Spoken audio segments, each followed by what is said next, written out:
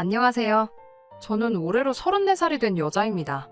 결혼한 지 1년 만에 지금은 돌아온 싱글이 돼서 새로운 출발을 준비하고 있습니다. 남편과 이혼한 지는 반년 정도 되었고요. 결혼 생활 1년간 스트레스가 이만저만이 아니었는데 이혼 후에 돌아가는 상황이 너무 후련하고 재밌는 데다가 너무 고소해서 그런가 여러분들께도 들려드리고 싶어서 이렇게 사연 한번 보내봤어요.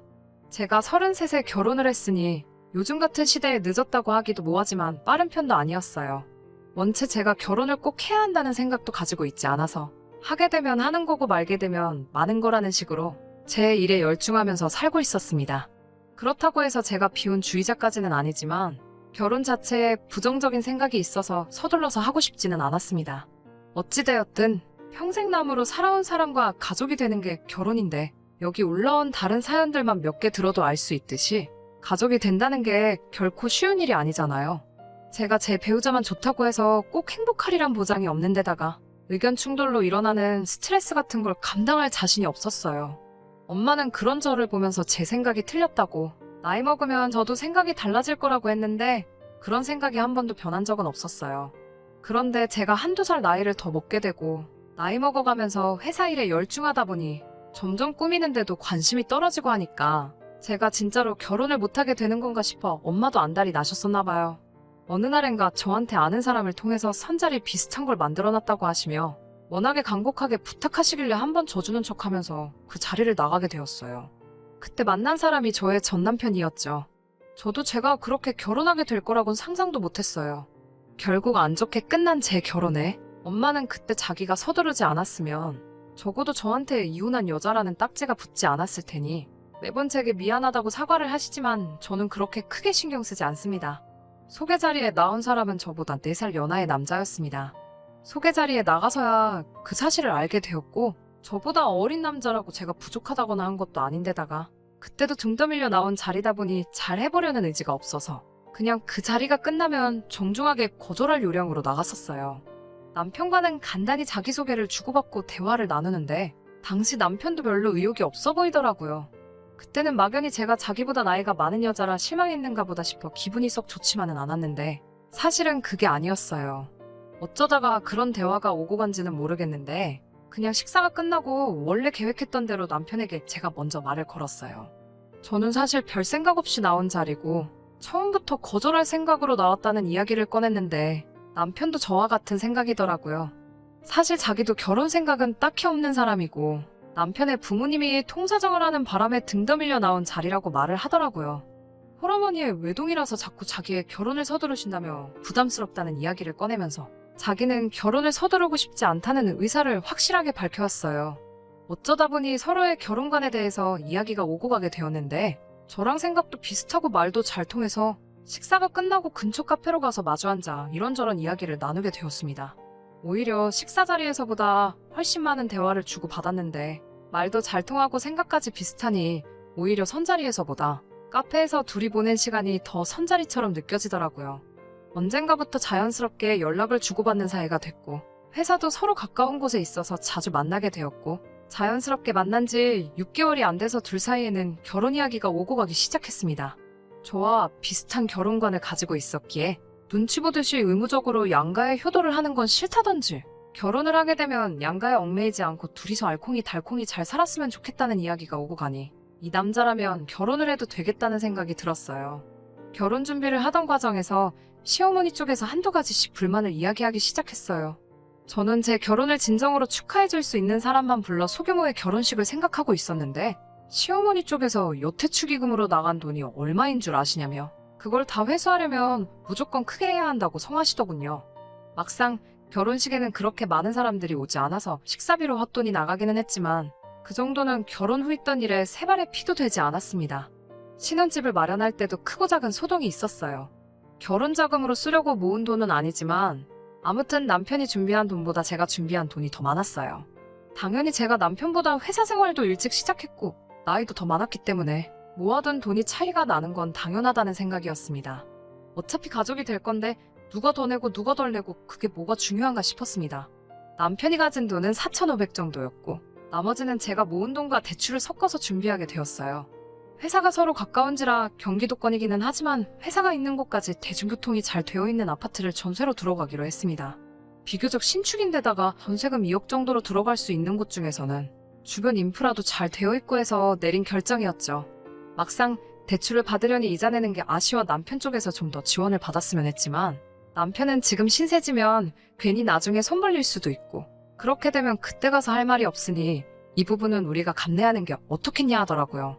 시댁이 형편이 넉넉한 곳은 아니라 노후자금이 확실히 마련되지 않은 상황이란 걸 알았기에 그 말이 이해가 가더라고요. 그런데 저희가 들어갈 집 가지고 시어머니 쪽에서 싫은 소리를 하시더라고요. 저희가 알아본 신혼집이 2억이라는 사실이 굉장히 언짢으셨던 것 같습니다. 시댁 근처에 전세 6천짜리 연립을 추천하시면서 이 정도만 해도 아무 지장 없이 살 텐데 이제 막 시작하는 신혼부부가 무슨 30평짜리 신축으로 들어가냐며 노발대발 하시더라고요. 예단을 생략한 이유가 이런 사치를 부리려고 그런 거냐며 성하셨습니다. 돈 한 푼 보태주시지 않았으면서 그런 말을 하시는 게 솔직히 이해가 가지 않았고 저도 철들고 난 후에 주택이나 빌라에서 살아본 적도 없었기 때문에 미안하지만 시어머니 뜻에는 따를 수 없겠다고 남편에게 이야기했더니 그 부분에는 남편이 제 편을 들어주면서 일단락 되었습니다. 결혼 전에는 저보다 어리고 시어머니 말에 꿈쩍도 못하는 것 같아서 걱정했는데 그래도 중심 잡을 때는 중심을 잡아주는 것 같아 그 모습이 든든해 보였었어요. 그런 모습은 신혼 초반에는 변하지 않았어요. 한동안은 아침에 출근 준비를 하느라 바쁜 와중에 매번 시어머니한테 전화가 왔습니다. 우리 아들 아침밥은 챙겨줬느냐? 소화를 잘 못하니 누룽지 같은 걸 끓여주면 잘 먹는다. 계란 후라이라도 하나 해주거라. 이런 식으로 매일 아침마다 전화를 하셨어요.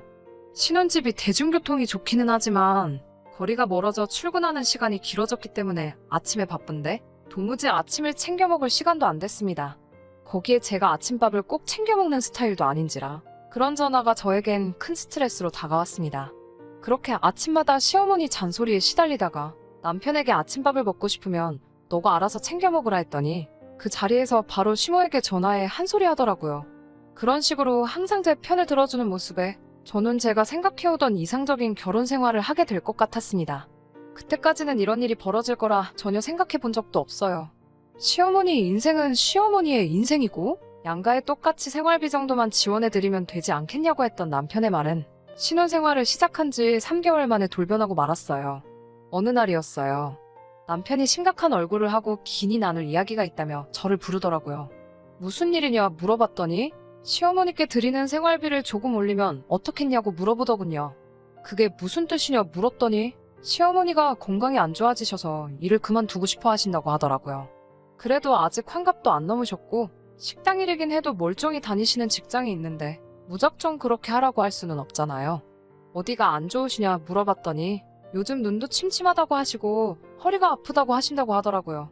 그 소리를 들으니 조금 그래서 그 나이 때 어르신들은 원래 눈도 침침하고 허리도 안 좋으신 게 당연한 거라고 차라리 일을 조금만 줄이시고 우리가 양가에 달마다 30씩 보내는 생활비를 50씩으로 올리면 서로 공평하지 않겠냐고 대답했지요. 그랬더니 남편이 저에게 너는 어떻게 그렇게 계산적일 수가 있냐고 다른 사람도 아니고 우리 어머니 이야기인데 제가 그렇게 나올 줄은 상상도 못했다고 했습니다. 그래놓고 하는 말이 우리 집은 아버지도 계시고 두 분 다 일을 하고 계시니 솔직히 말하면 시어머니께 더 잘해드려야 하는 게 맞지 않느냐며 굳이 친정에도 생활비를 드릴 필요가 있냐고 화를 냈습니다. 공평하고 말고를 떠나서 저는 이런 식의 의견 충돌이 제가 결혼을 가장 하기 싫었던 이유 중 하나였기 때문에 딱 잘라 그렇게는 해줄 수 없고 이 이야기는 두 번 다시 하지 않겠다고 말하며 제 고집을 꺾지 않았습니다.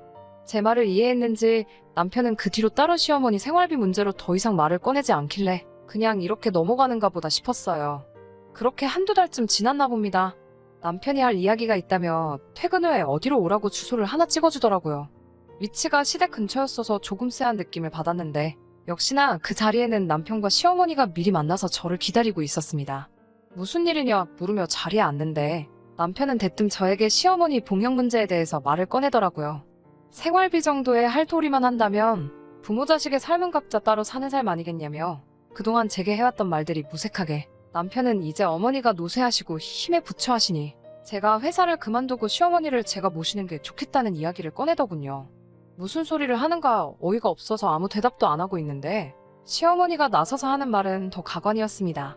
너네가 신축 아파트 생활도 1년이나 했으면 충분히 한 거라고 허용과 사치는 그만 부리고 이제 지금 살고 있는 그 아파트 전세를 빼서 아예 시댁으로 들어와서 살라고 하더군요. 그러면서 나이가 34시면 이미 노산이라면서 하루라도 빨리 아이를 가져야 하지 않겠냐는 말까지 꺼냈습니다. 전세금을 전부 빼면 제가 5년 정도 일해서 벌 돈이 수중에 생기는 거고, 그러면 당장 일을 안 해도 되는 것 아니겠냐고 저를 설득하려 하시더군요. 집도 작아지니 둘이서 하면 집안일도 금방 끝날 것이고, 같이 살다가 아이가 생기면 번갈아 가면서 아이를 보면 되니 저한테도 좋은 조건이 아니냐고 했어요. 아직 아이를 가질 생각도 없다는 사실을 말씀드리니 자기가 애를 봐주겠다는데 그게 무슨 말도 안 되는 소리냐고 대본에 대답하시더군요. 아이를 봐주면 제가 시모에게 달마다 200만 원은 줘야 하는데 집안일을 같이 하는 대신 공짜로 봐주는 거라며 저보고 그렇게 계산적인 애가 이런 계산은 왜 이렇게 하질 못하냐고 궁시렁대시더라고요. 그래도 남편의 어머니이니 최대한 정중하게 거절을 하려고 했는데 듣다 하니까 머릿속에서 뚝 하고 이성의 끈이 끊어지는 소리가 들리는 것 같았어요. 곧바로 시어머니에게 한마디 했죠. 그러면 어머님께서 말씀하신 대로 하겠다고 신혼집 전세도 빼고 아이도 최대한 빨리 만들겠다고요. 단 저는 회사도 그만두지 않을 거고 시댁으로 들어갈 생각은 추호도 없다고 말했습니다. 남편이 제 말에 반박을 하면서 그러면 애는 누가 보고 그 비용은 어떻게 감당할 거냐며 어머니가 시키는 대로 하자고 말을 했어요. 저는 남편에게 넌 조용히 있어 하며 손에 들고 있던 물컵을 들어 남편 얼굴에 끼얹어버리고 시어머니 보는 앞에서 따박따박 제가 하고 싶은 말을 했습니다. 전세를 빼면 신혼집에 각자 들인 돈만큼 정확하게 나눠 따로 통장 관리를 할 거고 시댁으로 들어가는 게 아니라 친정으로 들어가는 게 맞다고 말했어요. 친정이 우리 두 사람 회사에서도 더 가깝고 집도 훨씬 더 크고 빈방도 많으니까요. 그리고 아이는 친정엄마가 돌보실 테고 저는 회사를 계속 다닐 수 있으니 그게 더 이득이 아니겠냐고. 그리고 그렇게 되면 친정의 생활비까지 포함해서 한 달에 300씩 드릴 거라고 했죠. 시어머니는 얼굴에 물을 맞고 상황 파악을 못하는 남편은 신경도 쓰지 않고 제 말이 끝나자마자 지금 우리 아들을 대릴 사위를 만들려고 하는 거냐며 발악을 하시더군요. 저는 할 이야기 다 끝났으니 그게 싫으면 그냥 이혼할게요. 하고 자리에서 일어났습니다. 나가기 전에 목이 타서 물 한 컵을 더 따라 마시고 나왔는데 제가 컵을 손에 쥐는 순간 시어머니가 그 모습을 보고 움찔하시더라고요. 아마 제가 시어머니한테도 물 한 컵 끼얹으려고 했나 싶으셨나 봐요. 그날 저녁 저보다 늦게 돌아온 남편은 앞뒤 다 자르고 사과 한마디 없이 제 앞에서 화를 내더군요. 어떻게 사람 많은 곳에서 그런 망신을 주냐며 그리고 어떻게 자기 어머니한테 그럴 수 있냐면서요. 입장 바꿔 장모님이 같은 상황이라면 자기는 그렇게 했을 거라고 말도 안 되는 소리를 하더군요.